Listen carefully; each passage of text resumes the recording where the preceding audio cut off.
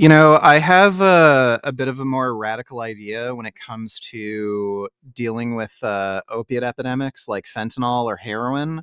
I think what the government should do is develop drugs that are less harmful than something like fentanyl, where even if you do get addicted to them, you can have a sustainable addiction where they don't like destroy your liver and organs. They allow you to function pretty well where you could maybe still have you could sustain a job basically, um but they're just not as dangerous and deadly. You can't overdose, maybe you can't get quite as high, and just create a drug like that that could compete with something like fentanyl, and give it out for like at least the cost of production, if not below the cost of production.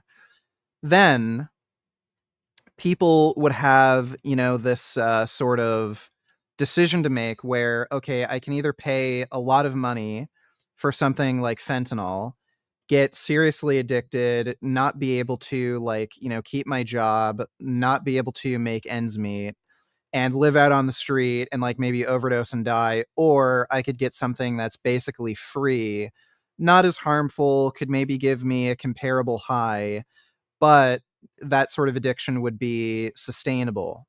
I think that's probably a more effective means of tackling these opiate epidemics versus just having this like impossible task of, policing all this crap, stopping shit from coming into the border. Like it never works.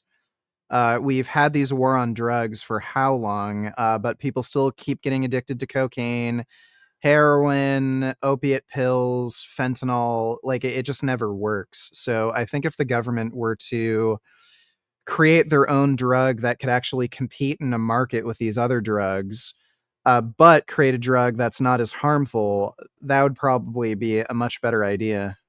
Border because I fixed it. And I'd say to my people, I want to talk about the border. I was proud of the job